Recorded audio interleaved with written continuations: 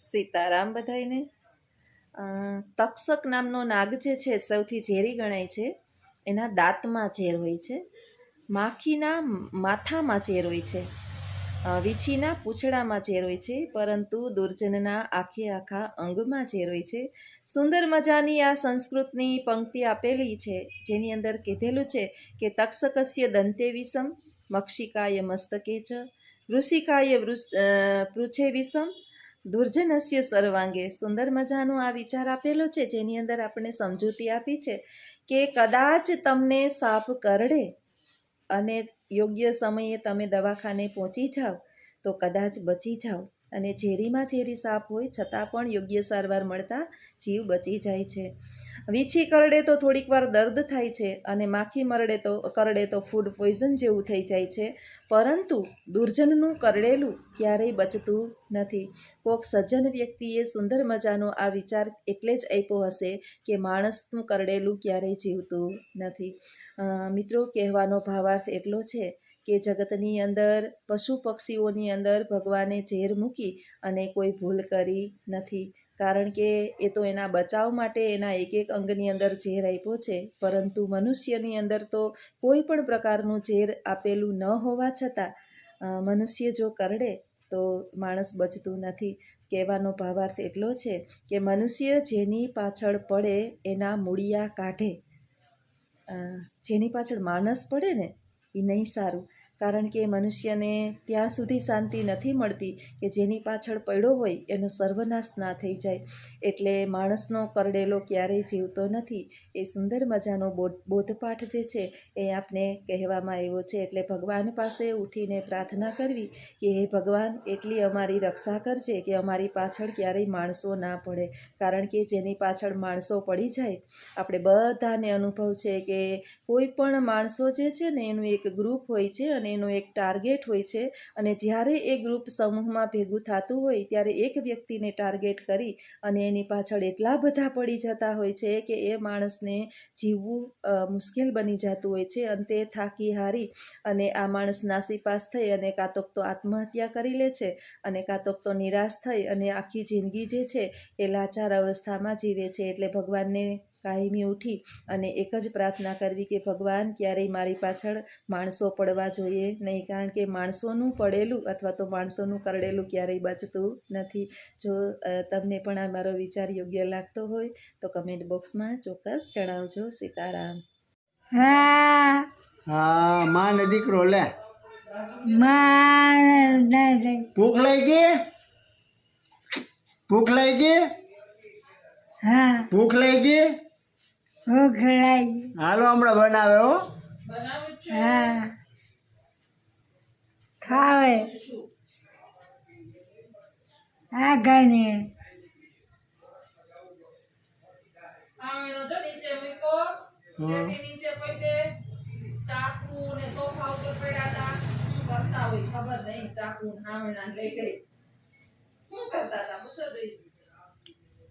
શું કરતા હતા? હાવેણાનું ક્યાં? હાવેણો ક્યાં? હા હાવેણો ક્યાં? હા હા, ક્યાં હાવેણો? હા હા. સંભળાય નહીં કઈ. લે હા.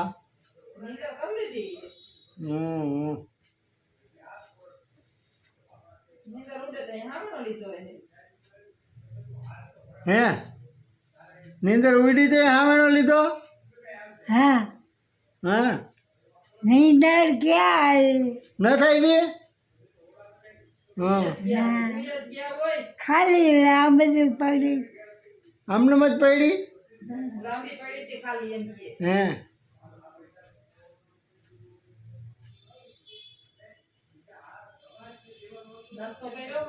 હા માં દઈ કરો. હા, નાસ્તો કર્યો સવારે?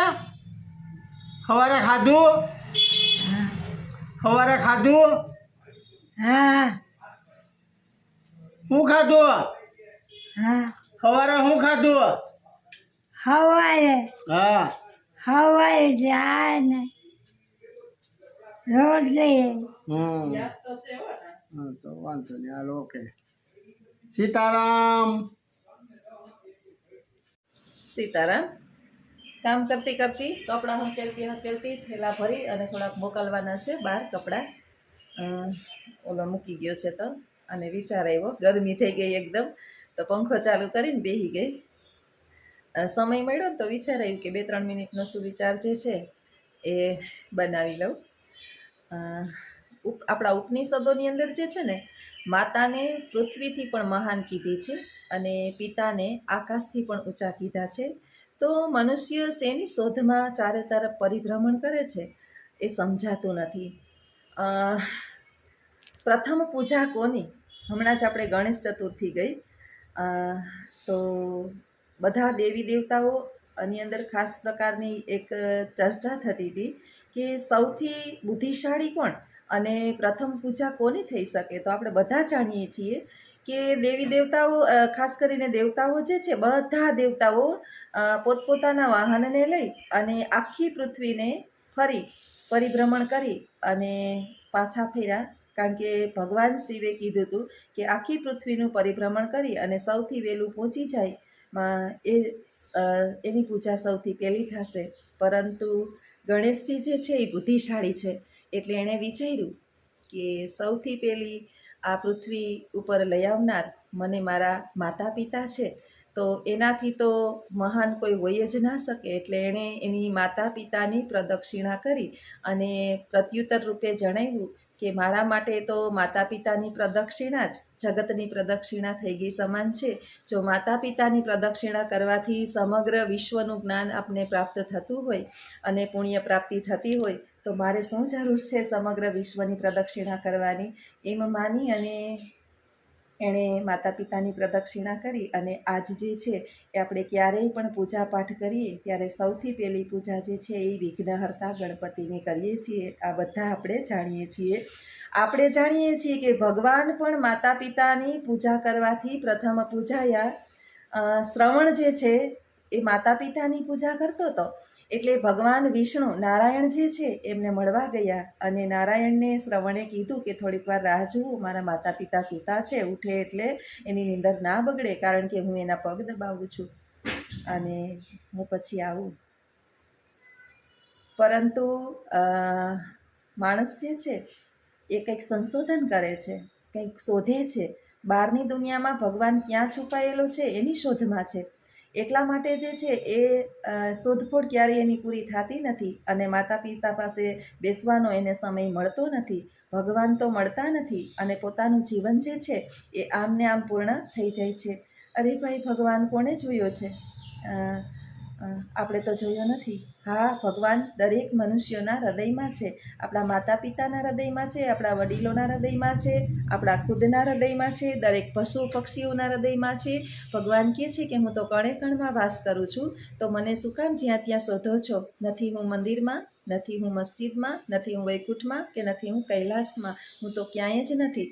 હું તો સારો ડૉક્ટર હોય તો એની અંદર વાસ કરું છું, ખેડૂતની અંદર વાસ કરું છું, વસ્ત્ર વણનારની અંદર વાસ કરું છું, શિક્ષકની અંદર વાસ કરું છું, સુંદર મજાનું મકાન રચે છે કળીઓ તો હું એની અંદર વાસ કરું છું.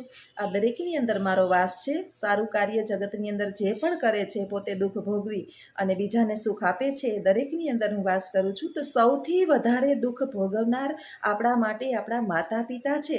તો એનાથી વધારે ભગવાન ક્યાંય વાસ કરતો હોય નહીં. તો કોઈ પણ સ્વરૂપની અંદર માતા પિતાના આત્માને તકલીફ ના થાય અને એની પૂજા કરીએ. પૂજાનો અર્થ એવો નથી કે તમે કાયમ ધૂપ દીવા અગરબત્તી કરી પલોઠી વાળી અને બેસાડો અને એને ધૂપ ધુવાડા આપો, પરંતુ એના આત્માને શાંતિ આપો એટલે પૂજા થઈ ગઈ. બીજું કાંઈ જ કરવાની જરૂર નથી. તો આ ઉપનિષદ આપણને સુંદર મજાનો બોધ આપે છે. જો તમને પણ આ વિચાર મારો ગમ્યો હોય અને ઉપનિષદ પ્રમાણે આપણે આ સત્યતાને સમજતા હોય તો કમેન્ટ બોક્સની અંદર ચોક્કસ જણાવજો. આવજો. સીતારામ. મને એક તો ફાઈટકે ગવરાવ્યા છે. ફાઈટક છે ને એવી લોહી પીએ, અડધી કલાક સવારે ને અડધી કલાક અટાણે. એક તો થતું હોય મોડું, લઈ ગયું હોય જોરશોરમાં ભૂખ. અને આ લેપરા ભીંડા પાછા શેસર મસ્તીના કુણા કુણા, પણ વાર બહુ લાગે. આનું શાક ભાવે બહુ, પણ આને સુધારવાનું કરવાનું બહુ વાર લાગે. એવી તો એક બાજુમાં ચાપલી બેન, જો પૂછો ને વિશાળી મજા છે ને ચાપલી બેન ને પૂછો. માં મજામાં? એમાં મજામાં? મજામાં? મજામાં હા હા તો વાંધો નહીં મજામાં હોય તો ઘણી બેન મજામાં એ બેન હે મજામાં હે ચપુ એ તપુ જોયા જેવી હમણાં રમતું કરે રમતે સૈડી હે ઊંધી થઈ ને આ અટાણે ઈ એક હમણાં હું અટાણે ધરાણી બેન હવે દાબી લીધું તું ને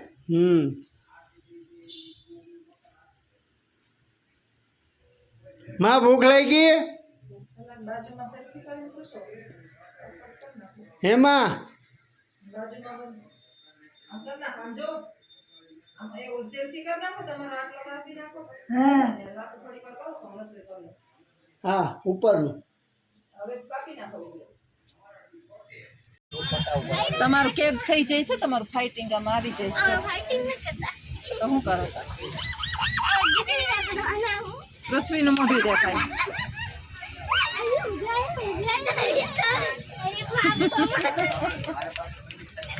તારું દેખાય જો દેખાય હે?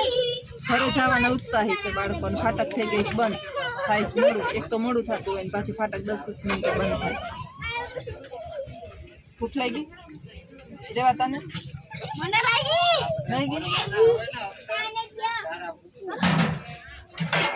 એ થઈ બંધ તો હું ખાલી એમનામ જ ખાલી કરી છે ટ્રાફિક છે એટલી બધી છે ને ફાટક એની કોઈ સીમા નથી ફૂલ ટ્રાફિક છે તો બધા એવા સ્પીડમાં ભાગશે હમણાં વાહનવાળા કે બધાને એકબીજાને આગળ થઈ જવું સવારે બંધ અમારું ફાટક છે ને દીમાં 35 વખત બંધ થાય હવે હજી તો આપણે ફાટકની આ બાજુ પહોંચ્યા હોય ને નીકળ્યા ન હોય તો પાછી બંધ થઈ સવારે 3 વખત બંધ થઈ ગઈ અમે નીકળ્યા ફાટક તો અમારું બહુ જ હોય છે અડધી કલાક ફાટક તમારે ખોટી કરી નાખે અને બધાને જવાની એટલી બધી ઉતામેર છે ને હલવાનું દફતર હલવાનું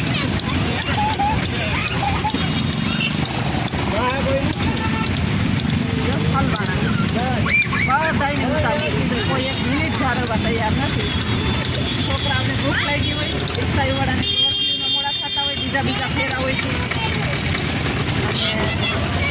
ફાટકમાં આવે સેન્સર સિસ્ટમ આવી ગઈ છે હક નથી અમારે એવી રીતના સગુપ્તાને બહુ ભૂખ લાગી અમારે સગુપ્તા બેની બેકાર છે ઓલી બિસાડી બીમાર છે તે મોટું ફેરવીને ફરી ગઈ વાહ અમારા પહેલવાનને તો છે ને બિસાડાને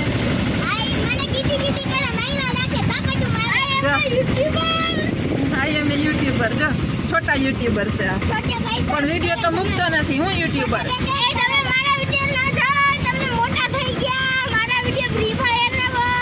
હા તો હું રમતી હોય ફ્રી ફાયર હા કોઈ કહેવાય નહીં મારી તો આઈડી 2 છે જોસ્નાબેન એજ્યુકેશન અને આરજે ઓડી જોજે હા આજે જોજે હા જોજે આજે તું હા જોસ્નાબેન એજ્યુકેશન બે છે જપ્ત કર દે હે તું લે ચાલ આને પૈસા જોઈએ મારા બોલો બધા પૈસા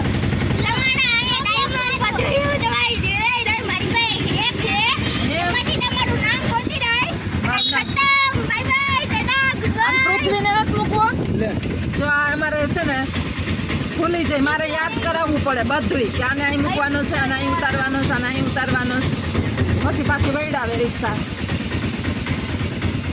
આ હારું મને નથી ભૂલી જતા વૈડાવી લીધી રિક્ષા ને જે એક અમારે પૃથ્વી બોલતો હોય તો મોમાંથી હા ક્યાંય મારું ઘર આવે એમ મૂંગા થઈ જાય છોકરા હવે રિક્ષામાં ઘૂમરા લેવાની મજા આવે ને પછી અમને ઘૂમરા ફેર